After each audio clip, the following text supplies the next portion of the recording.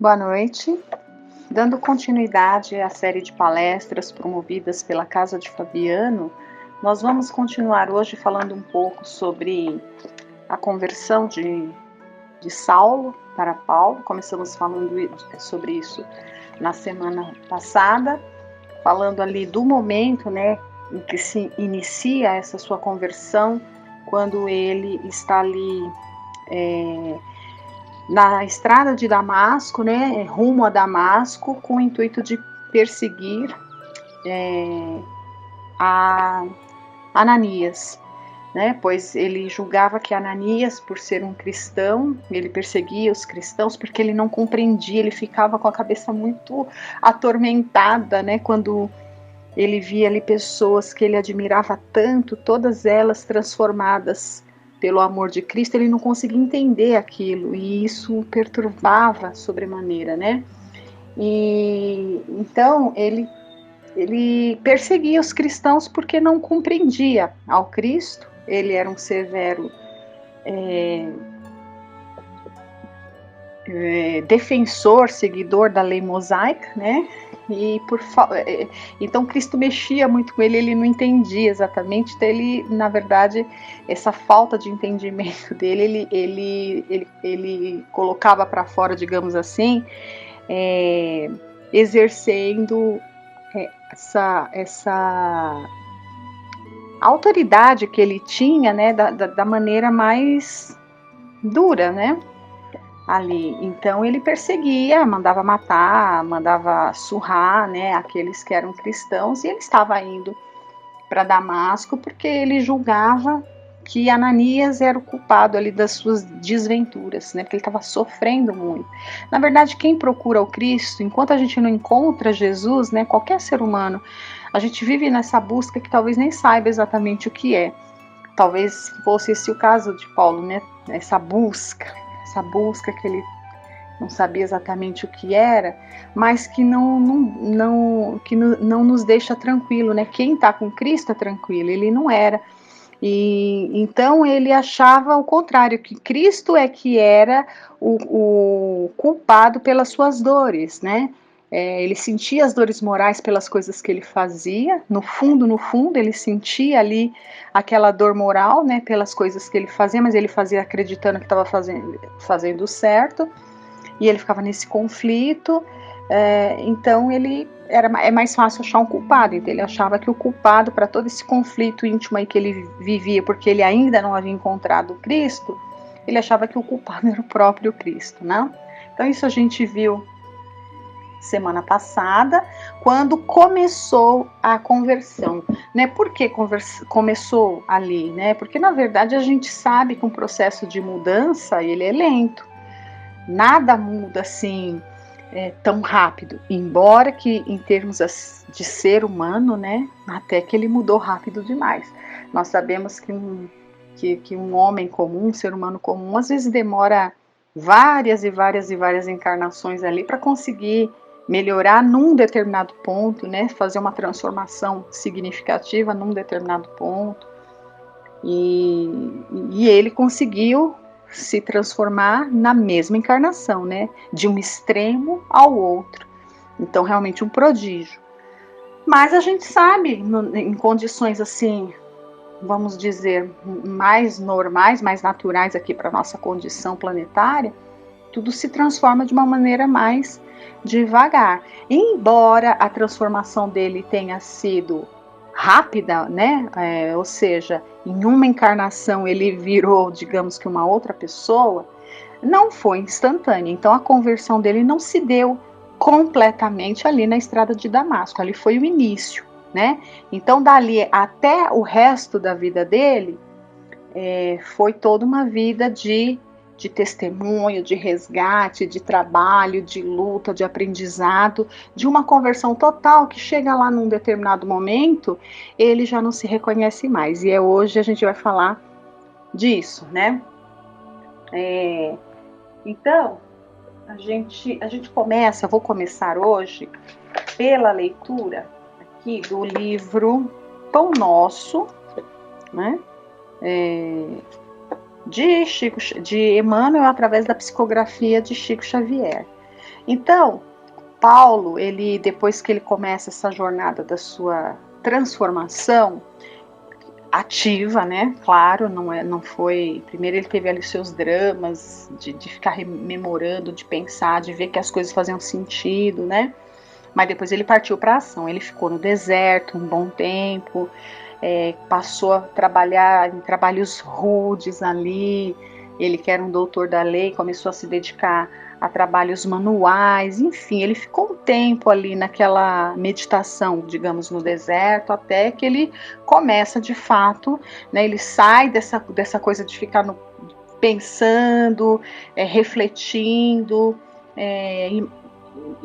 planejando, né, ali quais seriam os novos rumos que ele daria, e aí depois finalmente ele parte, ele sai do trabalho, né? Então, aqui nessa liçãozinha que a gente vai ler aqui, olha, combate interior. Em plena juventude, Paulo terçou armas contra as circunstâncias comuns, de modo a consolidar posição para impor-se no futuro da raça. Pelejou por sobrepujar a inteligência de muitos jovens que lhe foram contemporâneos e deixou colegas e companheiros distanciados. Discutiu com doutores da lei e venceu-os. Entregou-se à conquista de situação material invejável e conseguiu-a, porque ele não era só inteligente, mas ele era rico também. Ele vinha de uma boa família, né? Combateu por evidenciar-se no tribunal mais alto de Jerusalém e sobrepôs-se a velhos orientadores do povo escolhido. Resolveu perseguir aqueles que interpretava por inimigos da ordem estabelecida e multiplicou adversários em toda parte. Feriu, atormentou, complicou situações de amigos respeitáveis, sentenciou pessoas inocentes a inquietações inomináveis, guerreou pecadores e santos, justos e injustos. Surgiu, contudo, um momento em que o Senhor lhe convoca o espírito a outro gênero de batalha, o combate consigo mesmo, que é o bom combate que ele fala na epístola, né, na segunda epístola que ele envia a Timóteo. Então, ali na segunda carta que ele envia a Timóteo, ele fala: combati o bom combate, acabei a carreira, guardei a fé, né? Então, ali né, ele tem essa visão, né, de que todas aquelas lutas e perseguições pelas quais ele estava passando a partir da conversão dele ali, já mais para o final ali, né, que ele foi preso muitas vezes, ele foi açoitado, né, e não desistia jamais, né, continuou ali. Então ele diz ali a Timóteo que ele combateu o bom combate e acabou a carreira, né, então cumpriu ali sua missão. Então, continuando aqui, olha, o que é o combate consigo mesmo. O que é o bom combate? É o combate conosco mesmo, né? A nossa transformação, fazer tudo o que tem que fazer, nos transformando. Chegada essa hora, Paulo de Tarso cala-se e escuta. Quebra-se-lhe a espada nas mãos para sempre. Não tem braços para hostilizar, e sim para ajudar e servir. Caminha modificado sem sentido inverso. Ao invés de humilhar os outros, dobra a própria cerviz. Sofre e aperfeiçoa-se no silêncio com a mesma disposição de trabalho que o caracterizava nos tempos de cegueira. É apedrejado, açoitado, preso, incompreendido muitas vezes, mas prossegue sempre ao encontro da divina renovação. Se ainda não combates contigo mesmo, dia virá em que serás chamado a semelhante serviço. Ora e vigia, prepara-te e afeiçoa o coração à humildade e à paciência. Lembra-te, meu irmão, de que nem mesmo Paulo, agraciado pela visita pessoal de Jesus, conseguiu escapar. Então aqui essa advertência final que Emmanuel nos dá, né, que nós também vamos ter o nosso momento ali, né, de combater o nosso bom combate, de ser chamado ao serviço e de estar preparado, que a gente esteja preparado para essa nossa mudança. Chega uma hora que nós vamos nos defrontar conosco mesmos, e nós vamos ter que decidir se nós vamos querer continuar do jeito que estamos ou se vamos querer ir além, né? E como tudo se transforma para melhor, porque essa é a vontade de Deus, que tudo, né? Tudo se encaminhe para o bem, para o belo, para o justo. Os mundos, né? E o nosso mundo está passando por essa situação de renovação, de transformação. E nós sabemos que as transformações, né, a transformação do mundo, ela não se dará senão pela transformação individual de cada um de nós. Então, por que falar de Paulo? Por que estamos pensando tanto em Paulo? Porque ele é o símbolo, né? Ele e tantos outros, mas pegamos ele aí como o símbolo dessa mudança. Nós vamos chegar um momento que, assim como ele, né, vamos nos deparar conosco mesmos, com as nossas dificuldades, e vamos ser chamados aí a combater o bom combate, né? A fazer a transformação, a fazer com que nasça o homem novo, né? A gente vê que ali na epístola aos Colossenses, ele fala, olha, é preciso que morra o homem velho para que nasça o homem novo. O que é o homem velho? É o homem arraigado de vícios, de defeitos, de paixões, é o homem que está distanciado de Deus, está divorciado das leis de Deus, não tem essa compreensão, não consegue compreender ao Cristo. Então, esse é o homem velho. O homem novo é aquele homem que já está com seus sentimentos transformados no bem, né? Então, é isso que a gente tem que ter em mente. E num outro momento, lá em Gálatas, né, ele fala aos Gálatas, né, que dessa coisa da morte do homem velho, né, para que nasça o homem novo. E aí ele diz o seguinte, que nessa da morte, quando morre ali o homem velho, na verdade quem vive, ele diz, olha, logo já não sou eu quem vive, mas o Cristo que vive em mim. E esse viver que agora tenho na carne, vivo pela fé no Filho de Deus. Então, é muito profundo isso aqui. Logo já não sou eu quem vive, quer dizer que ele já está numa condição de desprendimento total, né, ali, no sentido de que é Cristo, né? Ele faz tudo movido por Cristo, porque ele conseguiu finalmente compreender o amor do Cristo. Ele conseguiu. Então é o Cristo que vive nele. Ele se sente agora ele está vivo, porque antes, e assim é com qualquer um de nós, né? As pessoas vivem aí em buscas, batendo em portas aí tão difíceis, tá? Mas o que nós às vezes nem sabemos o que estamos buscando, como se fôssemos ali zumbis, sei lá, nem sabemos ali o que a gente está buscando, né? Então, aquelas pessoas tristes, aquelas pessoas incompletas, aquelas pessoas insatisfeitas com a vida. E aí, de repente, a gente se defronta com Jesus e é como, né? E toda essa situação passa, começamos a nos sentir úteis, começamos a nos sentir melhor, começamos a enxergar uma luz no fim do túnel. Imagine então quando a gente começa a agir e a trabalhar com o mesmo empenho com que se entregou Paulo. Qual é a sensação que o espírito não deve sentir, né? Deve ter um júbilo assim, fora de série, a ponto de dizer, eu já não sou mais eu quem vive, mas o Cristo é quem vive em mim, porque conseguiu encontrar sentido e significado para a vida, né?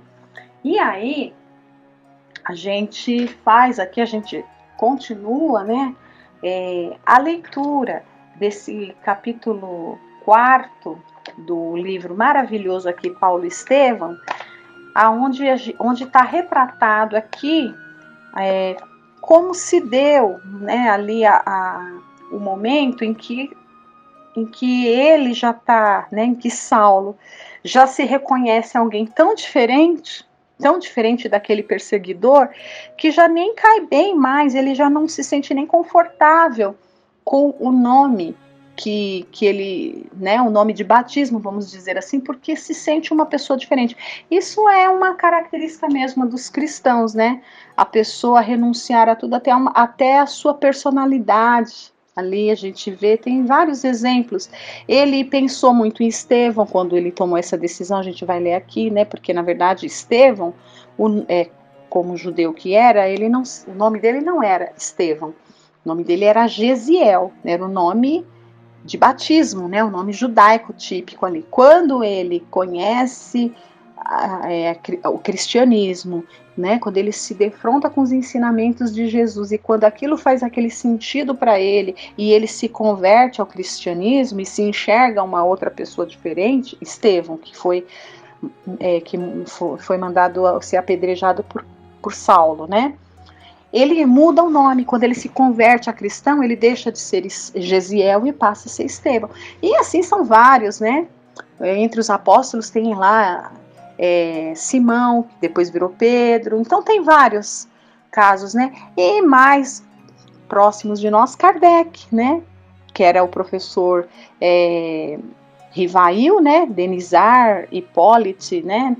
Eu nunca sei a ordem certa do nome dele, eu sei que tem esses nomes, Denizar, Hipólite, Rivail, mas eu nunca sei qual que é o primeiro, o segundo e o terceiro, mas era o nome de Allan Kardec. E ele, um homem de uma reputação, né? Nossa, um nome conhecidíssimo e respeitadíssimo. E ele abre mão de toda aquele, não sei se a palavra seria glamour, não é glamour, mas de todo aquele prestígio, né? De todo aquele prestígio que aquele nome tinha. Ele, de uma forma muito humilde, ele abre mão de tudo aquilo e assume uma nova personalidade, né? Então ele deixa aquela pessoa de prestígio para lá, né? Ali para os livros de matemática, para os livros que ensinava ali as crianças, né? Todo mundo, os livros de pedagogia, para assumir aquela personalidade de Allan Kardec que ia realmente ser o missionário ali, o missionário de Jesus, né? Então, como o tempo já está quase ali, a gente vai ler aqui a parte. Então, a parte dessa decisão de mudança de nome não partiu dele, na verdade foi o Ananias, né, que era quem ele ia, em princípio, ele estava indo a perseguir, né? Depois esse Ananias passa ali a auxiliá-lo, a dar orientações, que era, né, já era cristão ali mais experimentado do que ele. E ele um dia, conversando com esse Ananias, ele já tinha começado as suas conversões, ele já tinha ficado muito tempo ali no deserto, ele já tinha meditado por muito tempo, e aí finalmente ele tem a oportunidade ali e ele consegue converter o procônsul, né, romano ao cristianismo através da sua oratória, né, e ele fica tão feliz porque ele conseguiu fazer sua primeira conversão de um romano, né, e eles ali conversando, ele fala, né, que ele está muito impressionado, né, que ele não imaginava que ele fosse capaz. E ali na conversa, na verdade ele está conversando com Barnabé, né, ele não está conversando com Ananias, mas Ananias o batizou como cristão depois, né. Então ele conversando com Barnabé diz assim para ele: Saulo, quando Ananias te batizou, não chegou a sugerir a mudança do teu nome? E ele diz: não me lembrei disso, pois suponho que doravante deves considerar tua vida como nova. Foste iluminado pela graça do Mestre, tiveste o teu Pentecoste, foste sagrado apóstolo para os labores divinos da redenção. O ex-doutor da lei não dissimulou a própria admiração e concluiu: é muito significativo para mim que um chefe político seja atraído para Jesus. Foi, né, a conversão que ele conseguiu ali através, né, que um chefe político seja traído para Jesus por nosso intermédio, mesmo porque nossa tarefa conclama os gentios ao sol divino do Evangelho de salvação. Intimamente recordou os laços sublimes que o ligavam à memória de Estevão e a generosa influência do patrício romano que o libertara dos trabalhos duros da escravidão e, invocando a memória do mártir num apelo silencioso, falou comovido, porque ele lembrou de Estevão porque Estevão mudou de nome, né? Ele não sabia que Estevão era o mesmo Gesiel, irmão da sua amada Abigail. E ele diz assim: sei, Barnabé, que muitos dos nossos companheiros trocaram de nome quando se converteram ao amor de Jesus. Quiseram assinalar desse modo sua separação dos enganos fatais do mundo. Não quis valer-me do recurso de qualquer modo, mas a transformação do governador, à luz da graça que nos acompanhou no curso dos acontecimentos de hoje, levam-me igualmente a procurar um motivo de perenes lembranças. Depois da longa pausa, dando a entender quanto refletira para tomar aquela resolução, falou: razões íntimas, absolutamente respeitáveis, obrigam-me a reconhecer doravante um benfeitor no chefe político desta ilha. Sem trocar formalmente meu nome, passarei a assinar-me a romana. Muito bem, respondeu o companheiro. Entre Saulo e Paulo, nenhuma diferença existe a não ser a do hábito de grafia ou de pronúncia. A decisão será uma formosa homenagem ao nosso primeiro triunfo missionário junto dos gentios, ao mesmo tempo que constituirá agradável lembrança de um espírito tão generoso.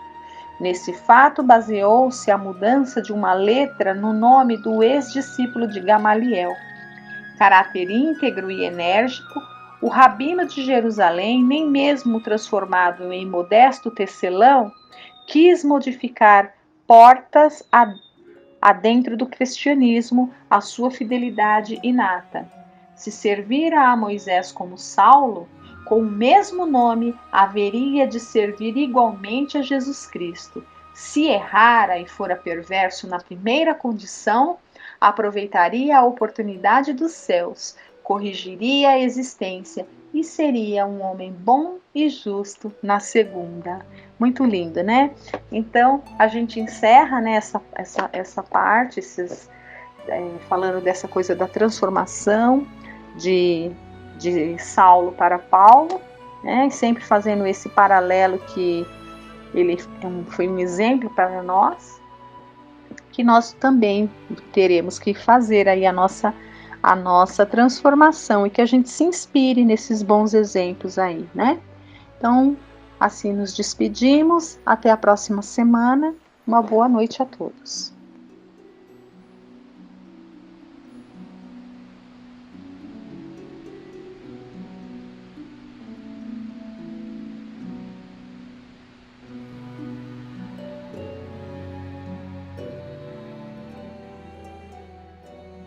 Boa noite. Vamos ver agora, nesta segunda parte das nossas reflexões, sobre questões sobre o Livro dos Espíritos, sobre as leis morais, e estamos vendo a lei de liberdade. E vamos ver hoje o item 6, cujo tema é fatalidade. Questão 851. Há uma fatalidade nos acontecimentos da vida, segundo o sentido ligado a essa palavra, quer dizer, todos os acontecimentos são predeterminados e, nesse caso, em que se torna o livre-arbítrio? Resposta: a fatalidade não existe senão para a escolha feita pelo espírito ao encarnar-se de sofrer esta ou aquela prova.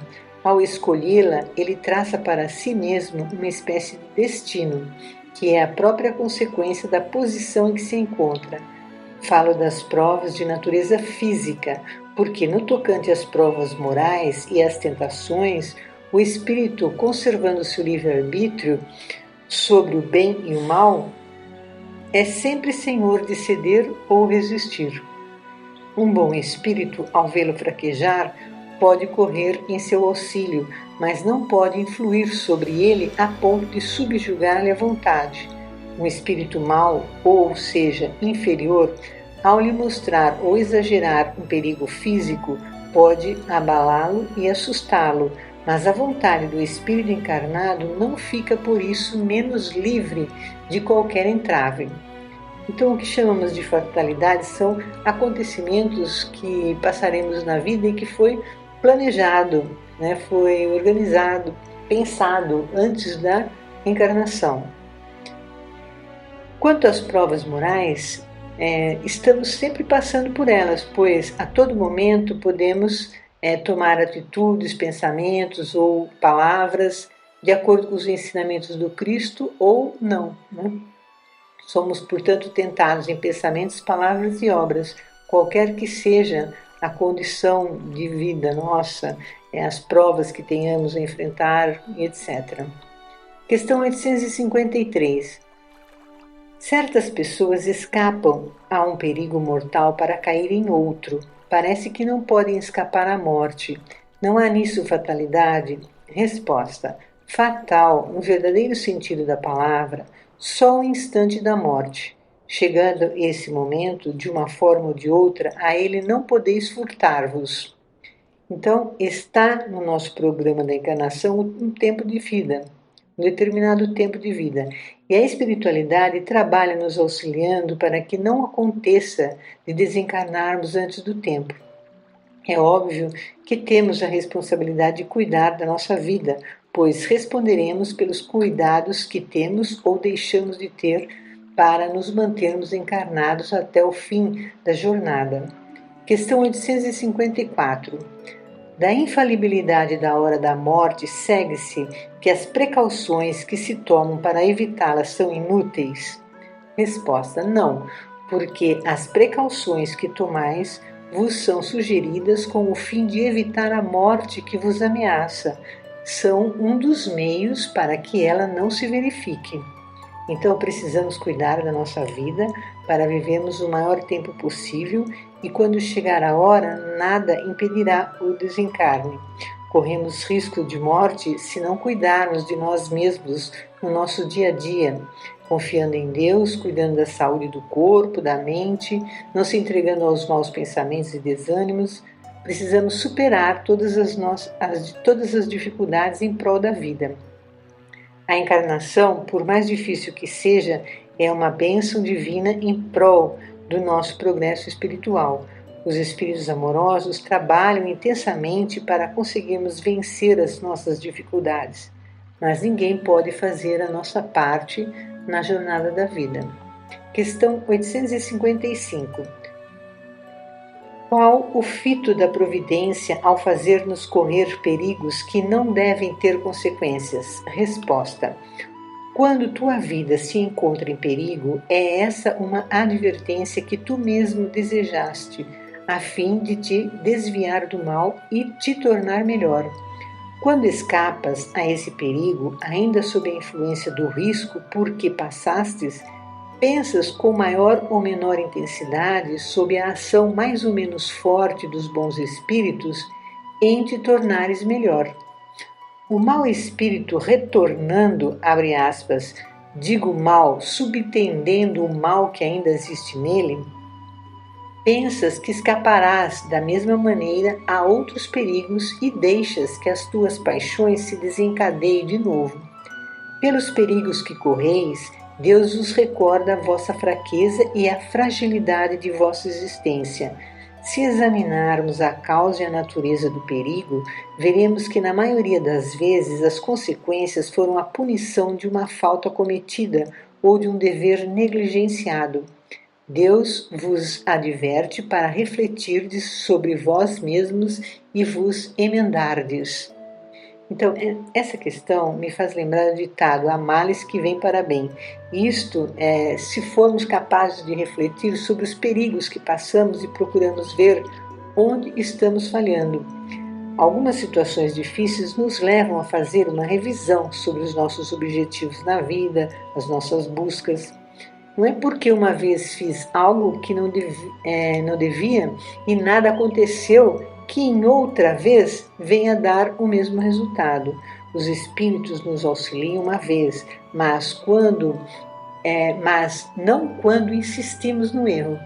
Todos temos o livre-arbítrio e podemos escolher o melhor ou o pior caminho, e cada escolha tem as suas consequências.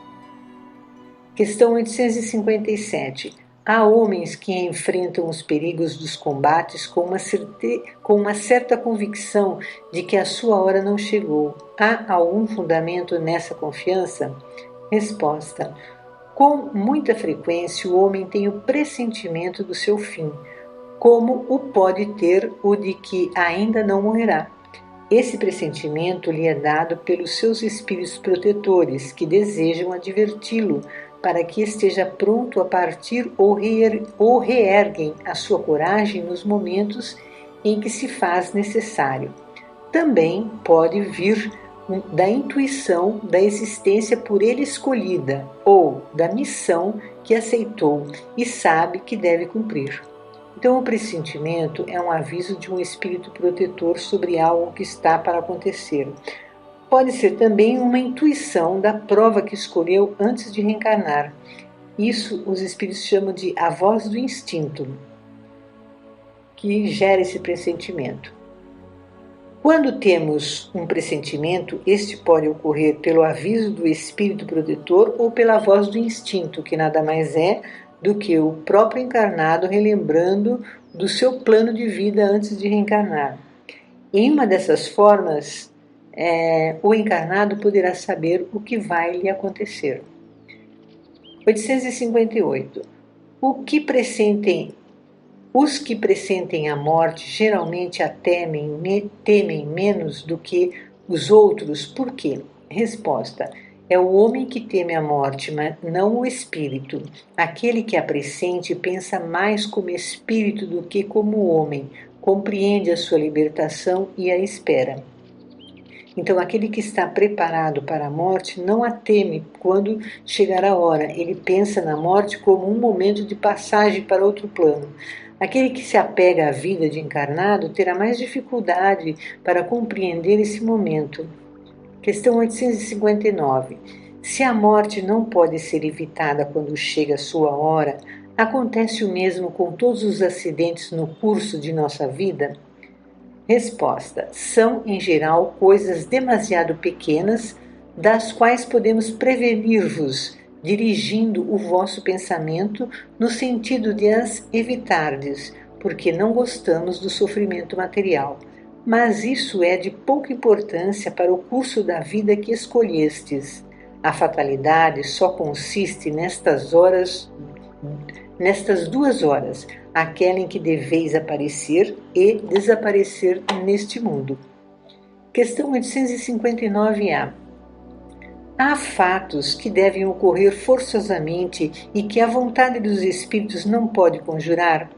Resposta. Sim, mas que tu, quando no estado de espírito viste e pressentiste ao fazer a tua escolha? Não acredites, porém, que tudo o que acontece esteja escrito, como se diz. Um acontecimento é sempre a consequência de uma coisa que fizeste por um ato de tua livre vontade, de tal maneira que, se não tivesses praticado aquele ato, o acontecimento não se verificaria. Se queimas o dedo, isso é apenas a consequência de tua imprudência e da condição da matéria. Somente as grandes dores, os acontecimentos importantes e capazes de influir na tua evolução moral, são previstos por Deus, porque são úteis à tua purificação e à tua instrução. Questão 862. Há pessoas que nunca conseguem êxito na vida e que um mau gênio parece perseguir em todos os seus empreendimentos. Não é isso o que podemos chamar fatalidade? Resposta. Pode ser fatalidade, se assim o quiserdes, mas decorrente da escolha do gênero de existência, porque essas pessoas quiseram ser experimentadas por uma vida de decepções, a fim de exercitarem a sua paciência e a sua resignação. Não creias, entretanto, que seja isso o que fatalmente acontece. Muitas vezes é apenas o resultado de haverem elas tomado um caminho errado que não está de acordo com a sua inteligência e as suas aptidões. Aquele que quer atravessar um rio a nado sem saber nadar tem grande probabilidade de morrer afogado. Assim acontece na maioria das ocorrências da vida. Se o homem não empreendesse mais do que aquilo que está de acordo com as suas faculdades, triunfaria quase sempre. O que o perde é o seu amor próprio e a sua ambição, que o desviam do caminho para tomar por vocação o simples desejo de satisfazer certas paixões. Então fracassa e a culpa é sua, mas em vez de reconhecer o erro, prefere acusar a sua estrela. Há o que teria sido um bom operário, ganhando honradamente a vida, mas se faz mal poeta e morre de fome. Haveria lugar para todos, se cada um soubesse ocupar o seu lugar. Então essa questão, como outras, tem várias possibilidades de respostas, né? É uma forma de entendimento. Então, uma delas podemos considerar como exemplo a pessoa que escolhe uma profissão mais por causa da remuneração do que pelo prazer de realizar aquela tarefa. Se a pessoa vai trabalhar em algo que não gosta, estará sempre infeliz e tem maior risco de fracassar. Há maior probabilidade de êxito quando se escolhe uma profissão dentro das aptidões que tem e pelo interesse do que gosta de fazer. Mas também o espírito pode escolher uma vida com muitas decepções para desenvolver ou aperfeiçoar certas qualidades morais, como por exemplo a resignação e a paciência. Questão 863. Os costumes sociais não obrigam muitas vezes o homem a seguir um caminho errado? E não está ele submetido à influência das opiniões na escolha de suas ocupações? Isso a que chamamos respeito humano não é um obstáculo ao exercício do livre-arbítrio? Resposta: são os homens que fazem os costumes sociais e não Deus. Se a eles se submetem, é que lhes convém. Isso também é um ato de livre-arbítrio, pois, se quisesse, poderiam rejeitá-los. Então, por que se lamentam? Não são os costumes sociais que eles devem acusar, mas o seu tolo amor próprio, que os leva a preferir morrer de fome a infringi-los. Ninguém lhes toma conta desse sacrifício à opinião geral, enquanto Deus lhes pedirá conta do sacrifício feito à própria vaidade. Isso não quer dizer que se deva afrontar a opinião sem necessidade, como certas pessoas que têm mais de originalidade do que de verdadeira filosofia. Tanto é desarrazoado exibir-se como um animal curioso, quanto é sensato descer voluntariamente e sem reclamações, se não se pode permanecer no alto da escala. Então essa questão é também interessante para as nossas reflexões. Por exemplo, sobre essa questão de pertencermos a este ou aquele grupo social, um grupo de amigos. Ao participar de um grupo de amigos, costumam seus integrantes influenciarem uns aos outros e começam a partilhar seus costumes, interesses, etc. Se o grupo adquire um costume ou um vício, por exemplo, da bebida, pode ser que alguém não queira adquirir esse mau hábito, vamos dizer, porque sabe as consequências, percebe que terá que deixar os amigos para não começar a beber também. Só que não quer perder os amigos, não quer perder essas amizades. E então um dia ele também acaba aderindo ao costume de beber, que pode se tornar um vício, né?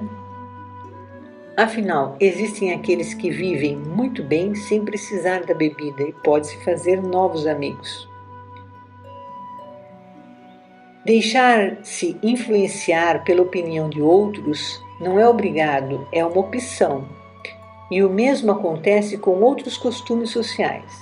No livro O Consolador, psicografado por Francisco Cândido Xavier, ditado por Emmanuel, na questão 121 tem a seguinte pergunta: o meio ambiente influi no espírito? Resposta: o meio ambiente em que a alma renasceu muitas vezes constitui a prova expiatória, como poderosas influências sobre a personalidade, faz-se indispensável que o coração esclarecido coopere na sua transformação para o bem, melhorando e elevando as condições materiais e morais de todos os que vivem na sua zona de influenciação. Vemos por essa questão que o meio em que nascemos faz parte de nossas provas também. Então existirão possibilidades, né, de estarmos nos envolvendo em situações desagradáveis, como um teste para nós mesmos, como nos sairíamos diante desta ou daquela circunstância. Questão 864. Se há pessoas para as quais a sorte é contrária, outras parecem favorecidas por ela, pois tudo lhes sai bem, a quem se deve isso? Resposta: em geral, porque sabem orientar-se melhor, mas isso pode ser também um gênero de prova. O sucesso as embriaga, elas se fiam no seu destino e frequentemente vão pagar mais tarde esse sucesso com reveses cruéis que poderiam ter evitado com um pouco de prudência. Questão 865. Como explicar a sorte que favorece certas pessoas em circunstâncias que não dependem da vontade nem da inteligência, como no jogo, por exemplo? Certos espíritos escolhem antecipadamente determinadas espécies de prazer, e a sorte que os favorece é uma tentação. Aquele que ganha como homem perde como espírito. É uma prova para o seu orgulho e a sua cupidez. Então, por exemplo, ganhar na loteria é uma prova para o ganhador. Ele pode fazer muitas coisas boas com o dinheiro, mas muitos acreditam que pode fazer tudo e qualquer coisa. Podem estar sempre em festas, gastos exagerados, fica ainda mais fácil de adquirir vícios também. Portanto, os ganhadores de sorteios milionários passam por várias provas. Se esse ganhador não tem um objetivo útil a si mesmo e aos outros, a família, por exemplo, provavelmente corre o risco de perder tudo em pouco tempo, e isso é o que acontece muito. Questão 866. Então a fatalidade que parece presidir aos destinos do homem na vida material seria também resultado do nosso livre-arbítrio? Resposta: tu mesmo escolheste a tua prova. Quanto mais rude ela for, se melhor a suportas, mais te levas. Os que passam a vida na abundância e no bem-estar são espíritos covardes que permanecem estacionários. Assim, o número de infortunados ultrapassa de muito o dos felizes do mundo, visto que os espíritos procuram, na sua maioria, as provas que lhes sejam mais frutuosas. Eles veem muito bem a futilidade das vossas grandezas e dos vossos prazeres. Aliás, a vida mais feliz é sempre agitada, sempre perturbada. Não é somente a dor que produz contrariedades. Como já sabemos, antes de reencarnar, escolhemos as nossas provas. Se a escolha for desafiadora, no sentido de que exige muito trabalho, dedicação, esforço para vencer, poderá evoluir muito. Terá muitas oportunidades de aprendizado. Aquele que prefere uma vida sem muitos problemas, ele estará estacionário na sua evolução. Bom, finalizando, eu vou ler uma poesia de Alta de Souza, que está no livro chamado Alta de Souza, Páginas da Fé. Alma cansada e triste, alma sincera, se a dor por noite em lágrimas te alcança, acende em prece o lume da esperança, onde o grilhão da mágoa te encarcera. Ante a sombra que assalta esfera a esfera, que surge a ofensa por sinistra lança, na tormenta do mal que investe e avança, perdoa, silencia, ajuda e espera. Esquecida na cela da amargura, não te revoltes contra a senda escura. Ergue-te e serve, embora torturada. Luta, chora, padece, mas confia. Das trevas nasce a bênção de outro dia, nas promessas da nova madrugada.